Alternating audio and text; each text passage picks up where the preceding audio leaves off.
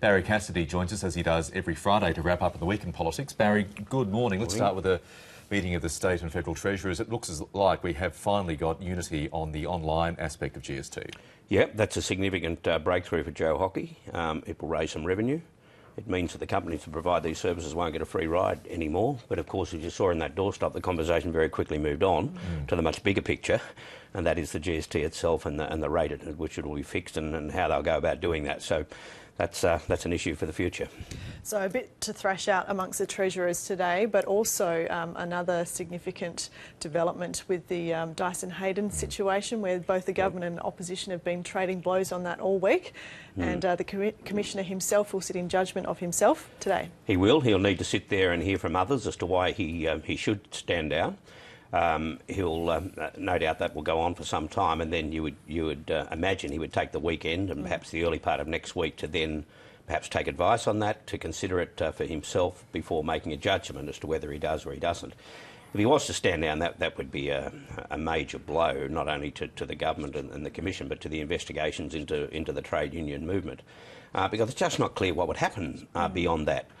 Bill Shorten has now said, and I think it was smart politically to say this, that he'd be okay with another commissioner. Well, yes, and of course he would be, but how would that work?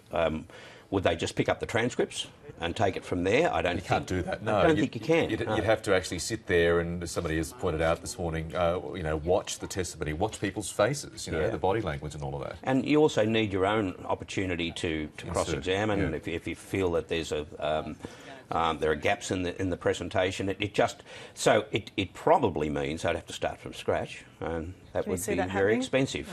Yeah. Let's go to the week that was in Parliament, a very big week for Tony Abbott, trying to get the government's fortunes back on track. You write in The Drum, your article for The Drum, which is up online this morning, about tactics used, the government's move to change the environmental laws to allow big-scale projects to go ahead, and also the debate about the China free trade agreements. Yeah, and I make the point that I think the government potentially could have won the week had they focused just on their attacks on the Labor Party, the trade unions, focus on the Dyson Heydon thing, expose the Labor Party's motives behind their attacks on Dyson Heydon, but instead they branched out and they went for this overreach on the mine.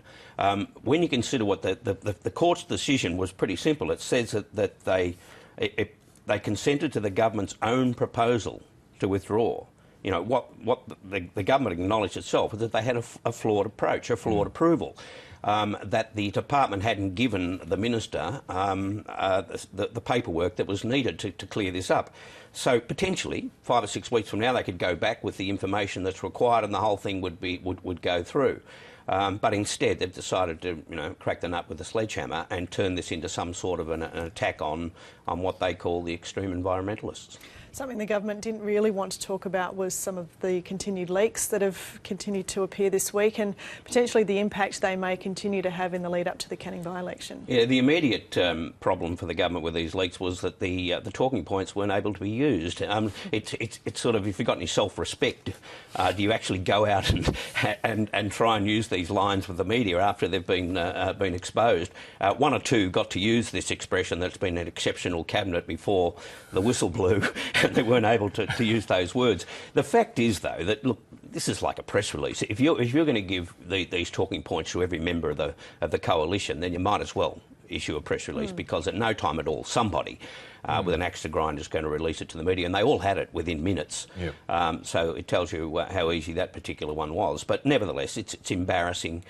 It's one leak after another, and it's designed to undermine Tony Abbott, and that's the problem that he has here. And against that backdrop, the Prime Minister and Opposition Leader will spend the non-parliamentary session campaigning for the Canning by-election. How's that shaping up? He will be in Perth on Saturday morning to talk to the WA, the state branch of the Liberal Party. So that will be his first foray into it. But then there won't be a lot of appearances beyond that, and I think that probably suits him. He will then go up to Broome Saturday night, and he'll be in Broome on Sunday morning. He then spends a week in the Torres Strait as part of his promise that he would spend time with the Aboriginal communities. and then beyond that, Parliament sits for about 3 weeks. So he'll have all sorts of excuses not to be there. But then again, he needs to say the right things in Canberra wherever he is, because all of that will feed into the campaign. And this is a test. Make no mistake, the campaign to save his leadership begins on Saturday. And we saw just before a photo of the Liberal candidate, SAS Commander Andrew Hastie, and Labor is poised to choose their candidate as well. Yeah, they'll have a senior lawyer going up against him. Look, the problem for the coalition is that the last election, when Don Randall took it out to 11.8% margin, that was at the height of all the disquiet and the dissatisfaction with the Rudd-Gillard thing. The mining boom was still going along, and Don Randall was popular. Now, take all of that out of it, and you've got a fairly large swing. You'd imagine it will fall somewhere between, say, 8 and 14%. If it's at the lower end, then Tony Abbott will probably be okay, though they'd still be worried about the party's fortunes, wider than Canning. But if it's near the higher end of that, near the sort of 12 to 14%, then he would be in trouble. Big and late night on that by-election night. Undoubtedly a big edition of Insiders the following morning. Hey, Wooden Spoon, Barry, who's getting it this week? Well, tempted to give it to Cathy Jackson, but I'm going to give it to people around Cathy Jackson. She's the head of the HSU, of course, and she's been asked to repay $1.4 million that was ripped off some of the lowest paid workers in the country.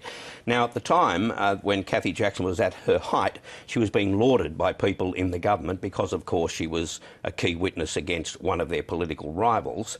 So let's hear from a couple of those now. Cathy Jackson is a revolutionary, Madam Speaker, and Cathy Jackson will be remembered as a lion of the union movement.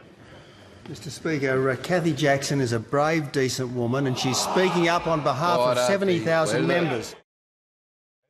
And Christopher Pyne went on to say that revolutionaries sometimes have to cut corners to get a result. So, yeah, history has a way of catching up with some of the best of them. Good stuff. Thanks. Look forward to you got a guest. Foreign Minister Julie Bishop will be here in the studio on Sunday morning. Excellent. Look forward to it, Barry. Thank you. And of course, you can watch Insiders on Sunday at 9 on ABC TV and of course News 24. And as Barry mentioned, Julie Bishop, his special guest.